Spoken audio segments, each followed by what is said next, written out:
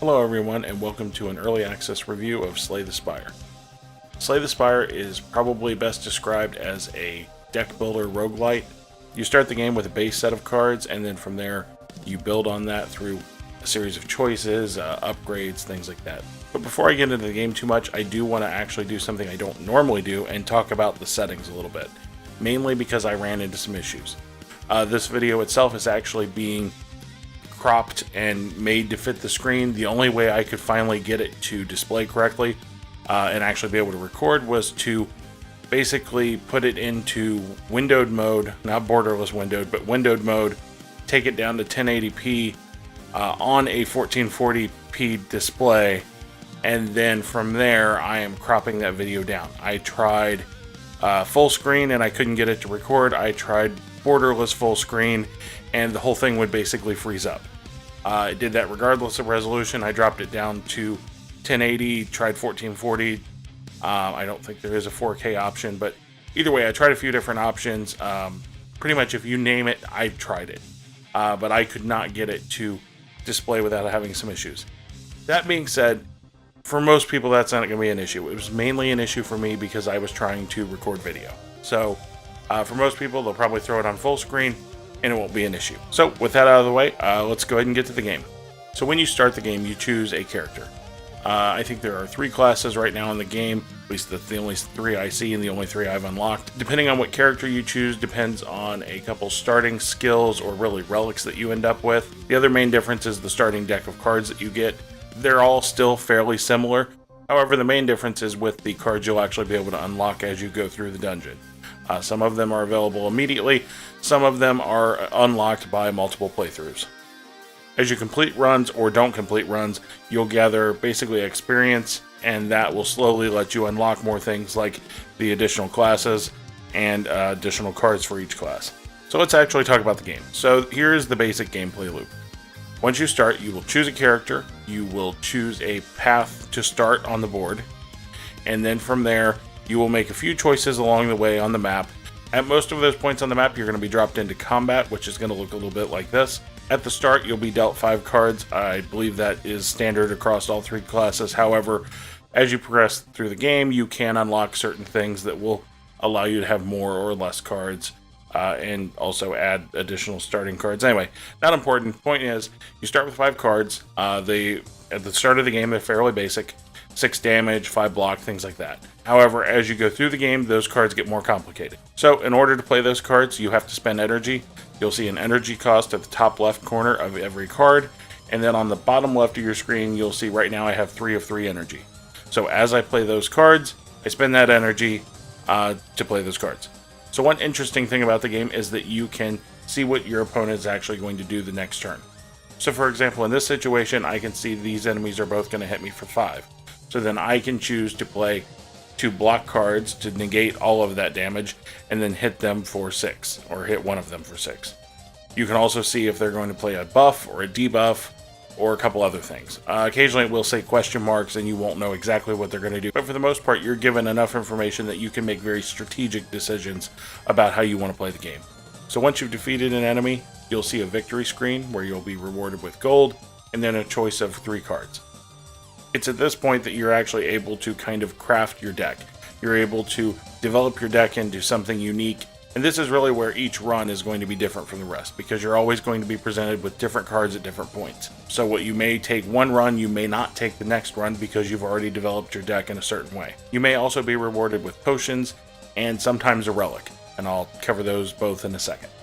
So at the very top of the screen next to the gold, you will see 3 slots for potions. Potions can do a variety of things. Sometimes they can restore energy, sometimes they can provide block, do damage. They're pretty straightforward. You can use them at any point during combat, and they really can mean the difference between finishing a full run and dying halfway in the middle. You'll also be rewarded occasionally with relics. Similar to the way that the cards will change up the game, relics will change up the game as well. Relics may give you additional health, relics may cause enemies to take additional damage, relics may allow you to draw extra cards. There are a variety of relics out there. I'm sure I have only seen a small fraction of them, and they keep the game interesting as well. So while we're talking about choice, we talked about the map that branches out, and it kind of feels very FTL. However, the flip side is Unlike FTL, your choices on the map don't feel like they matter too much.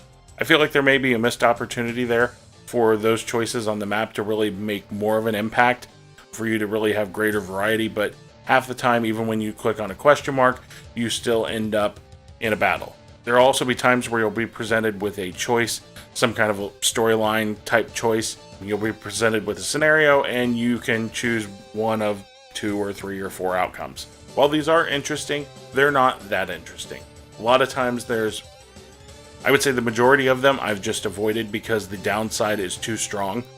However, there's others where you have absolutely nothing to lose, and you always would take those. This is definitely one area I hope that they develop as they go through early access. I would really like to see some more interesting choices and some not quite so straightforward decisions. Some of them are going to deal a ridiculous amount of damage to you, and there's no way you're going to do that for a gamble at 1 card. However, if you kind of knew it was a good card and you were going to lose maybe even a little more health, that would present a more interesting situation.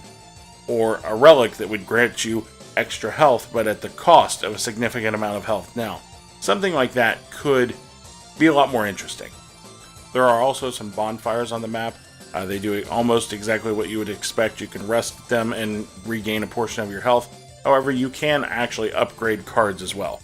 Almost every card can be upgraded once. It provides usually like either a little bit of damage boost or a little additional block, or will reduce the cost of the card, something like that. It is an interesting mechanic. I wish I got to do it more. Unfortunately, there's only a few bonfires on each map. You will only hit a few of them, and most of the time you're really going to need the health in order to survive. So to me, most of the time I didn't get to upgrade cards, and that's something I would really like to be doing more. So with all that said, while I do have some things that I would love to see improved, this is still a very good game. It's a very solid game in early access. It's a very stable game other than the graphical issues I had with resolution. Overall, I would definitely recommend this. If it sounds intriguing, I would pick it up.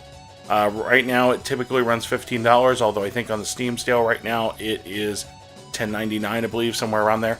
So I would definitely say if this sounds interesting, it probably is up your alley. If this does not sound interesting at all, honestly, you're probably not going to enjoy it. This is definitely one of those games that you do get what you see. It is exactly what you think it's going to be. I do generally try to give a score, and for this would be, for me, probably an 8 out of 10, something like that. For some people, this may be closer to a 9. I don't think anybody's really going to look at it as a perfect game.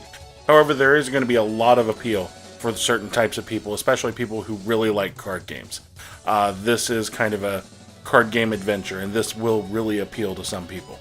However, I will say there are going to be people that will not like this game at all. If the idea of a card game doesn't appeal to you, if roguelites aren't really your thing, this would not be for you at all. This is really only going to be for somebody who likes the idea of both. If you honestly, even if you just like card games but you don't really like roguelites, I don't think this is going to do anything to change your mind. The card mechanics are not interesting enough to support the game without the roguelite mechanics. They really are what makes the game unique. That's all I have on Slay the Spire. Overall, good game. Pick it up if it sounds interesting. If you liked the video, go ahead and subscribe or click the like button. And if you didn't, don't do either of them. Thank you for watching, and I'll see you next time.